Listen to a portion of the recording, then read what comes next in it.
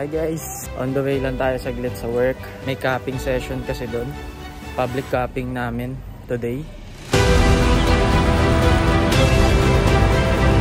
On the way tayo sa van ngayon. Ano ba tawag dito?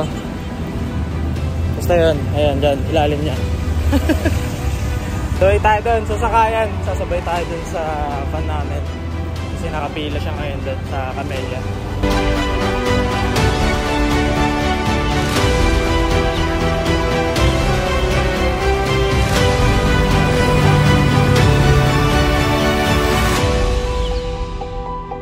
Dito na tayo ngayon sa festival.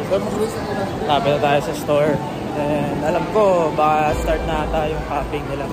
Chinat tayo ni Sir Jeff na meron palang capping. Nakalimutan ko rin na meron palang capping today. So yan, kita-kits tayo dun sa loob.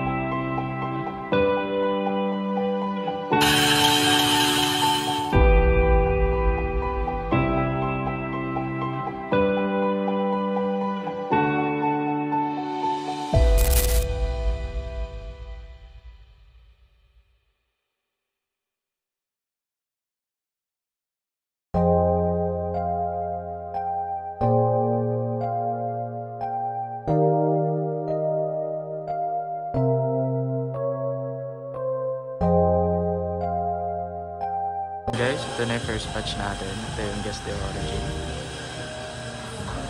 Pina-set up na yung ano natin para sa capping. Yung unang-unang gagawin is Guess the Origin. Tapos start na ata tayo. Yan, balikan ko kayo pagtapos nito. Ayan, set up na sila dyan sa loob. Dito magaganap yung capping natin. Tapos itong mga customers natin, yan yung mga kasali sa capping. Sa mga gusto sumama sa next capping namin, sa mga hindi nakapunta, punta kayo next time. So yan, dito kami located sa Amber Park, Higher Ground. Sa labas tayo ng mall. So yan.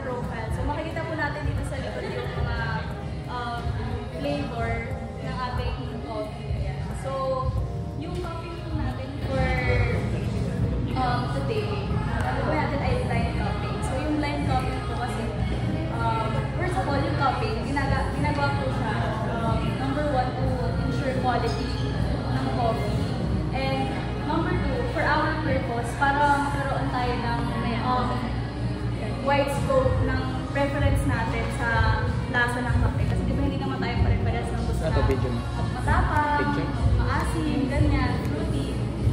So kapag through coffee, malalaman kung ano yung mga gusto nating flavors at kung ano yung parang origins na parang mas prefer natin over others. Bago tayo mag-start, meron tayong 3 processes. So yung first natin na process of coffee is yung dry. So yung dry is yung nakadry pa lang yung sa amin natin. And then second is yung wet. Yung pour na yung water. Then next one after is yung vertical run. So ang natin pa rin na natanggal natin yung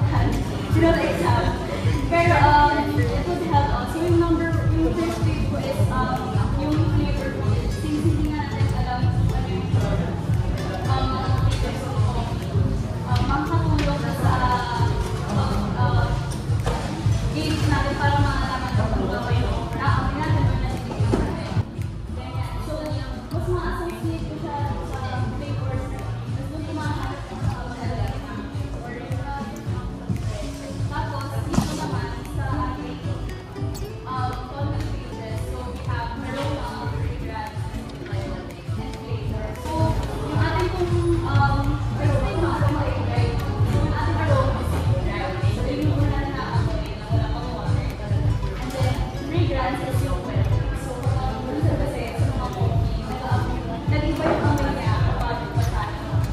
And then acidity is the brightness or yung acid. Ano yung tingnan natin na acid? May it comes from fruits or citrus fruits, ganyan, red apple, pero sun. And then yung flavor is yung specific na mismo na flavor ng which is makaka-help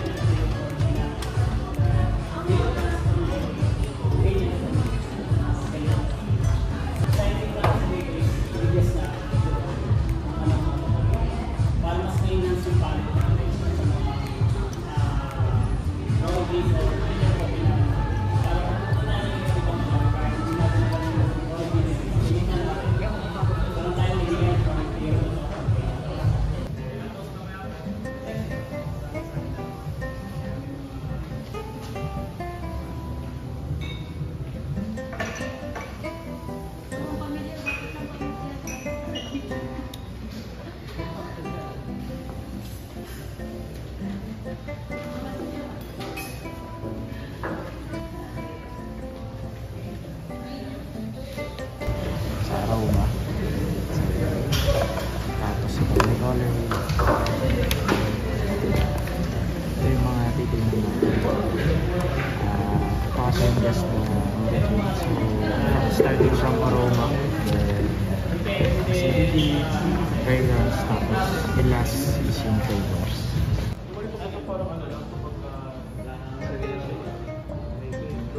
Iba pa yung amoy nila, once na lagyan namin siya. Meron ka mag-stay na mga aromatic. O yung iba lang tone down. Aromatic na siya yung sa dry.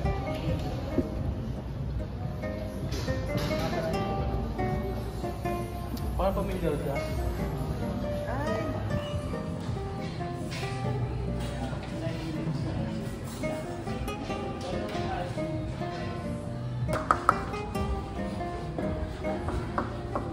Okay na po pala. Nakamay na po. Insert na po tayo po.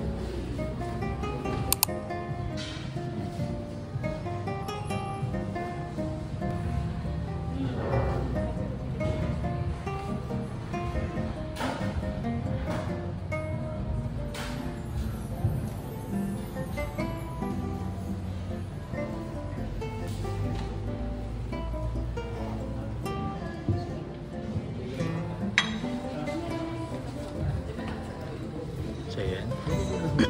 Aroma na sila.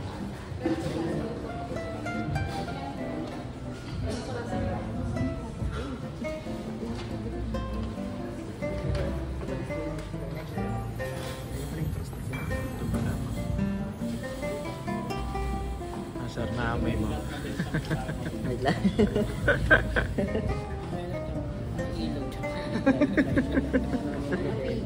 May kahoy.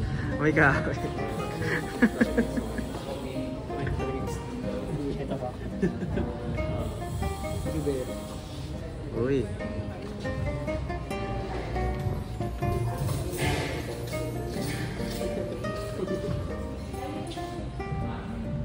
Ito talaga. Ito lang ko na. Yung lagi mo iniinom sa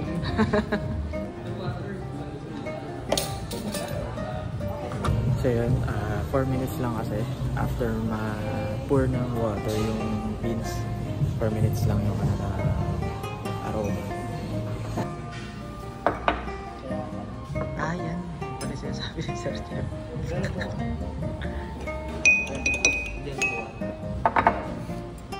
Tanggalin na rin agad. Just lang. So dapat siya mababad talaga naman.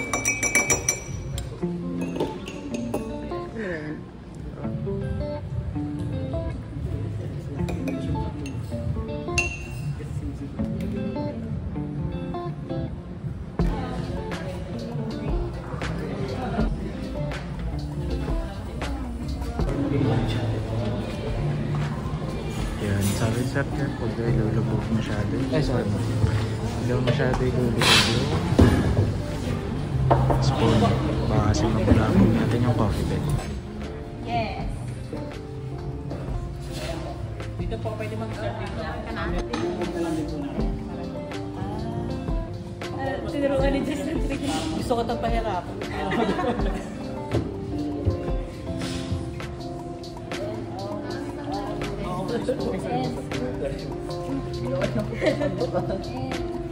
Sige po, pwede na po yung iba dito sa Dito po ibang sa side. tanong ako. So yan, pwede natin kung ano yung nasa ano natin. Pwede natin na natin yung unit.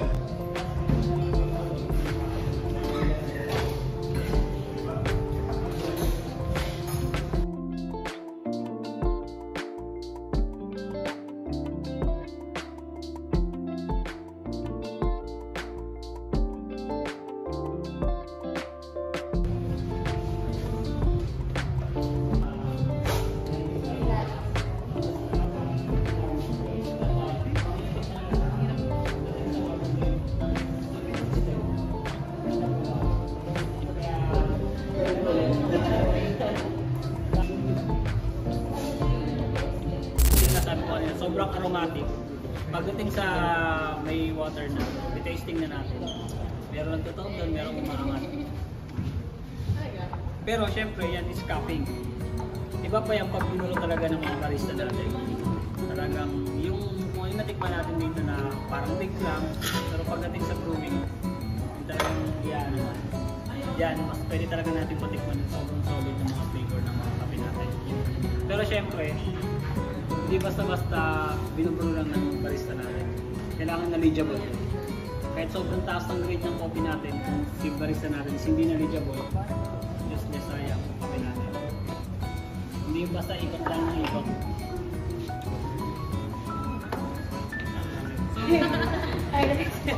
Pwede po tayo mag-start na dito sa kabila for like nung unang gawa po natin, aroma. Dami sir.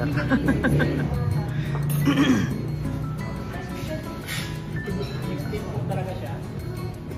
Second dito rin, no? Second. Kalat lahat.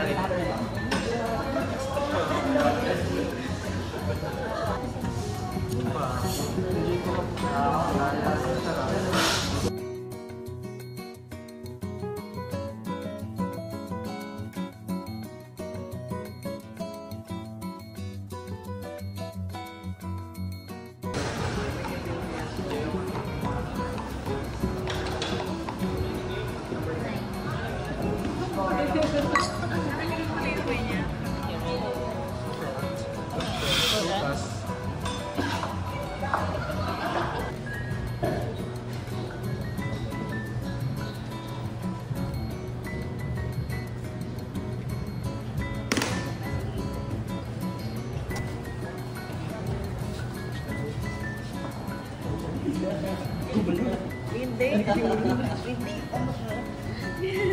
Bunga bang ganda? Hindi na siya. Uy! Gamit na ng sapatos.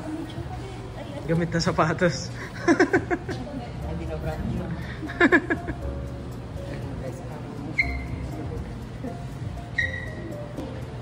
Espresso, filter, and then Omni Rose. Ano yun? Rose? Mga rose. Profile. Tapos sa space naman ng beans natin, 4. Meron tayong characteristic yan. So may Robusta, Arabica, Excelsa, and then Liberica. Robusta is ginagamit for mga coffee shop na commercial coffee. Like, Gusto ko ito? possible, hindi natin alam. Hindi, kasi kung nakagay mo ng ano, barista, loof ng Robusta. Robusta na ano? Ayun. Baka ano yun? Fine Robusta. Fine Robusta. Galing sa Acar. Sa specialty coffee na mga 100%, talagang hindi tayo gumagamit ng mga Robusta. So talagang 100% Arabica dapat talaga lahat. So may matitikman natin din yung isang Robusta, alam naman natin yung pamilya siguro tayo dito. Kung ano yung pinagkaiba, sobrang laki ng pinagkaiba.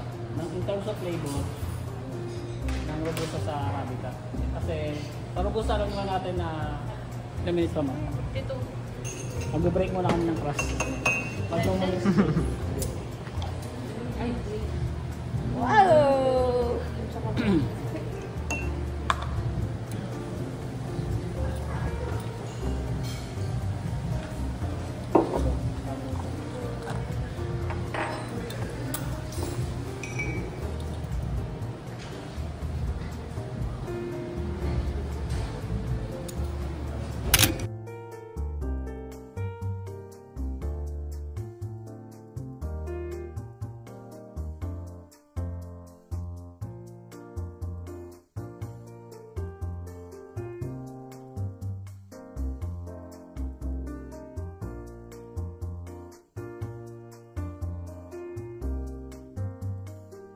Laki sobra. Ayun, sige, tama na lang. In terms of flavor, Hindi pa kami napag-post. sobrang laya.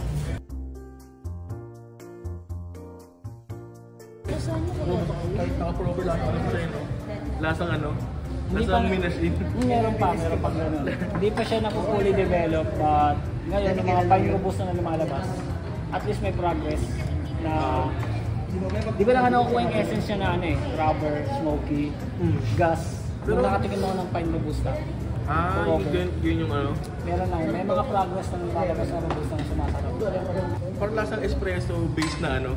Ganon, yung parang kinrush lang yung ano? Beans tas lagay sa kape. Isa pa yun kasi depende rin sa ano eh, depende rin sa roasting profile eh. Once na kahit sabihin nilang filter coffee yan, pero pag dinark roast mo, Oo, ano pa rin yung... doon pa rin, magiging iisa pa rin ang flavor niya. Smoky, gas.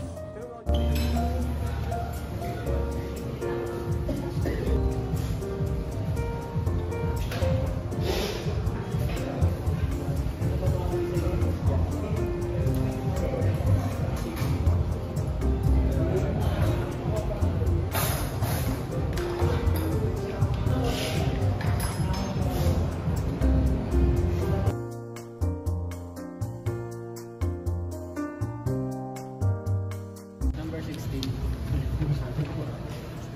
Pag pupunta tayo ng mga SD, Figaro, ano pa ba?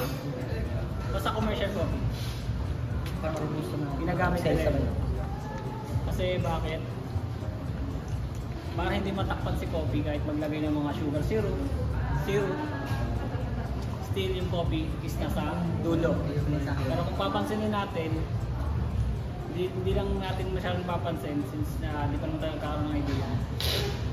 Ang nalalasahan natin dito sa Aftertaste is more on smoky, woody, gas. Natitikman natin ito dito. Akala natin more on sweet, masarap. Kasi may syrup eh. Pero ano ba binabayatan natin sa kanila? Na mga SD? Ambience, name, brand, also syrup. Pero si coffee, walang quality. So, baka tayo nag-coffee is for the coffee talaga dapat. Hindi sa mga brand name, syrup, ambience. So yun, may mga favorite na po ba tayo? Yung mga maraming bawas. Mga maraming bawas favorite. Baka meron tayong sample nyo.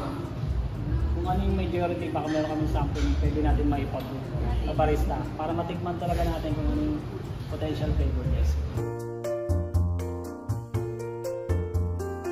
Ako, sobrang earthy yan. Spice. Meron spice.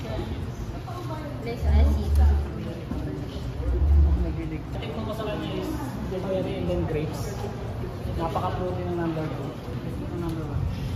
Yung number 2 ka na kagad ah. Kita lang. Based na nalasahan ko is more on chocolate nutty. Costa Rica cherry. So, number 1 natin is Costa Rica cherry. Siguro pamilyar na tayo dito. I think yung number 2, blueberry. Number 2 is blueberry. Yan, blueberry. Ating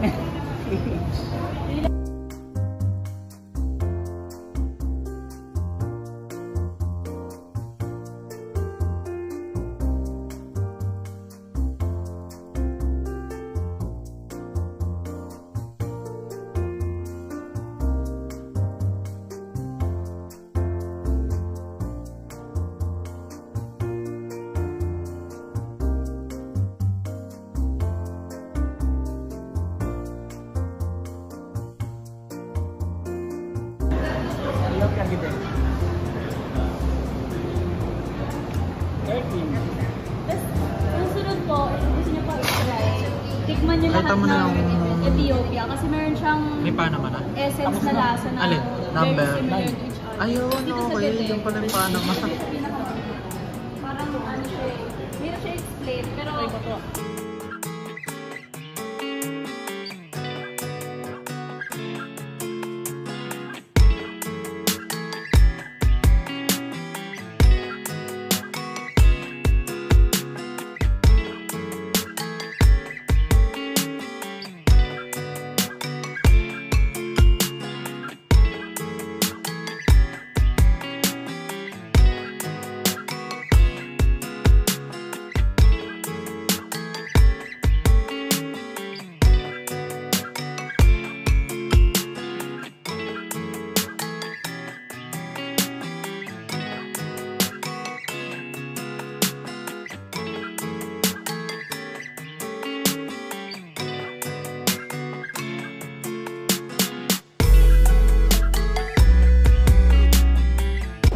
for how many days. Tapos hindi nila ginamit yung tubig doon, yung juice from first batch.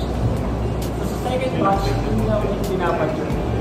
So, nag-create yung first batch yung juice na yun na iwan doon, ay nag-create ng mga microorganism. So, tinatawag din ito kung sa wika na Chinese mosquito. So, I wish bacteria po yun. Pero kung bacteria naman yun. Kaya kung mapansin natin ang outcome ng nagiging lasa niya is so sarap or also mataas yung acidity ng mga candy. So yun po yun, kaya tinawag siya ng candy. Natural carbonic maceration. So ito, yung second process na ito is ginamit ito sa process white barista namin na makikinig. Ginaya niya yung paano mag-process ng winemaking. Nakabago siya. So, winemaking process yung ginaya niya, pero maraming kaya na meron ang ginawa sa akin. Bago niya mag-perfect yung meron process. So, yun yung carbonic maceration. Nakawala na rin dito nga is, ito yung mas tinatanggal yung patay yung tinatanggal yung oxygen sa loob. Yung napapalitan nga, mas malayo. So, may one siya, nakapagpapalitan yung oxygen sa loob. Kaya technique siya.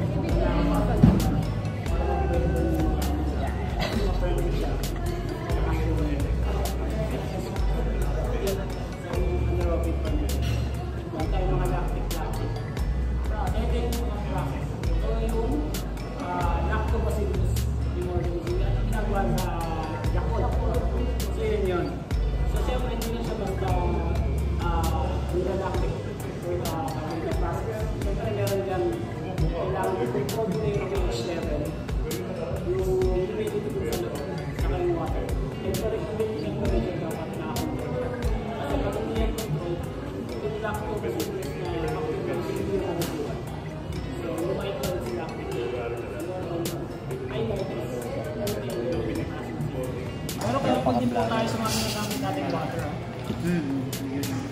Number 1 ingredient natin, 98 to 99% is water. So hindi basta water lang po yung nilalagay. Kaya ilagay natin stock water.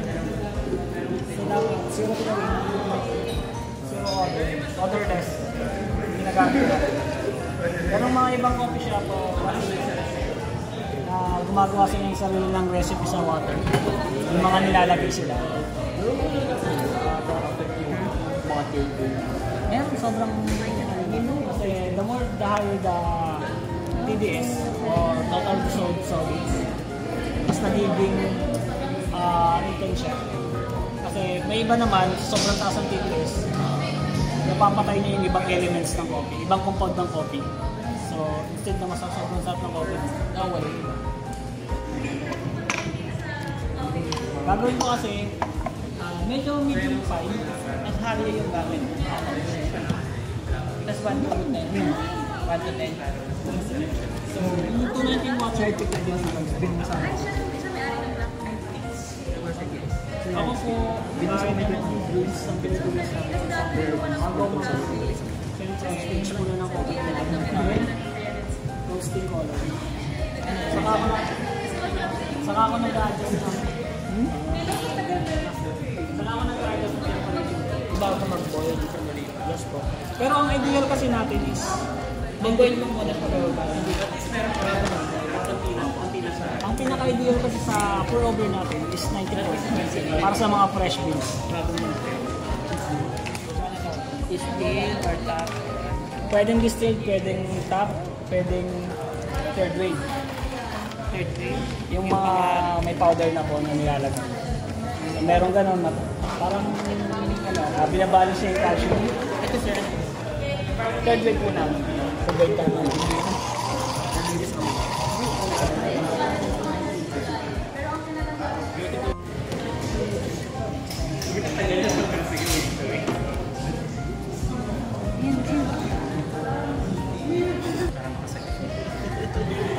Isa din naman sa office ko wala.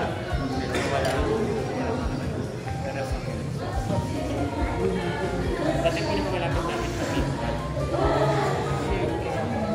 Wala nang sa Bicol sa Yun yung parang tawa lang kami lagi kasi lagi mas pero mas okay.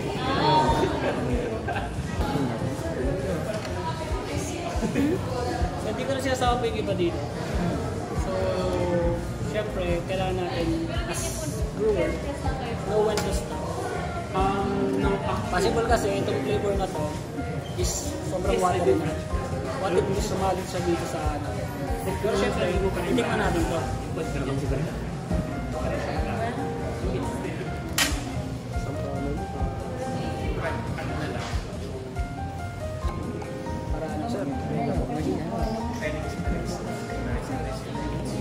Meron po kasi specific na experiment. Meron siyang binibigay na specific acidity, body, flavor, is gusto ko ng body, gusto ko ng sweetness. Why? Kasi dumadaan, mas compression, dumadaan na siya sa strength ng palate natin. Dinadaan niya lang. Unlike dito, medyo wide, so nag-spread through palate natin lahat. Medyo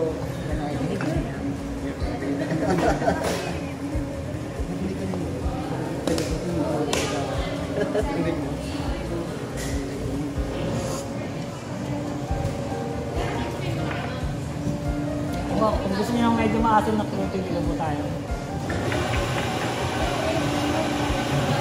Pwede natin mag-cool down. Yung ano niyan, yung acidity niya, babago pa yan. Pwede yung mag-jump to mas more on sweet side. Kung yung taas ng acidity niya, jump nasa high. Tikman ko is apple. Pineapple. Pineapple yung nag-highlight siya sa akin. Pag-dito. Ay, hindi ko lang share dito sa caffeine content. Feeling natin mataas yung caffeine content ni espresso. Kasi ano lang siya, concentrated beverage po kasi siya. So, hindi, actually, itong pinakamababang yung caffeine content. Pero, mabigat. For over or espresso? For over ang mas mataas. Kasi filter lang siya na. Saka mas matagal yung contact niya with water. Yung water matagal yung contact sa ako. Kaya mas mataas siya. Compared to espresso. Diba espresso is 36 seconds lang. Ganyan, 40 seconds. Green rates? Eh, diba ito usually 3 days? 3 stops. Kasi merong iba pinitulihan ng ulit mata. So hindi nila alam, kinikreate na lang nila is tubig and then puro bitterness. Sayang, hinalo mo sa masarap.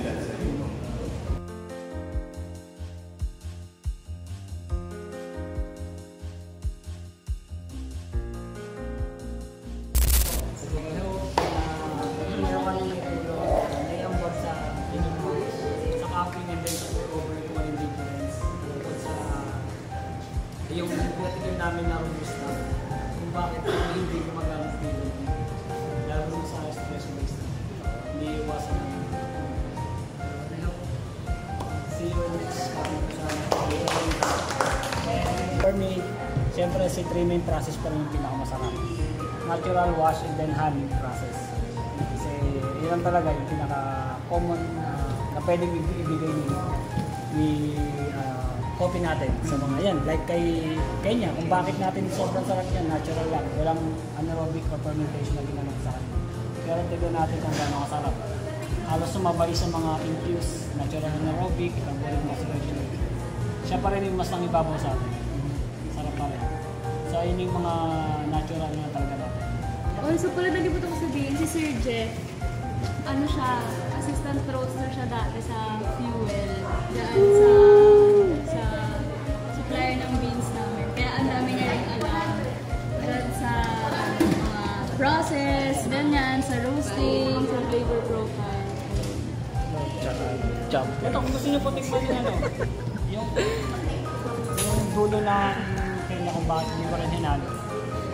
Para magkaroon din po tayo ng idea. Na para next time na kung nagbubulong na tayo, hindi natin kailangan isagan.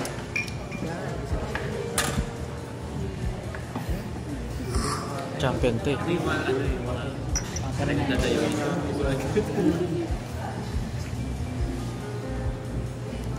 Champion. ice cream kaya. Pwede po, pwede po. So yun guys, tapos na yung capping natin. At successful naman yung naging ano natin sa capping. Gawa ni Sir Jeff, syempre. So yun, salamat sa panonood. Hanggang sa muli. And Sir Jeff nga pala. Champion. Head barista. Assistant roaster. Yeah.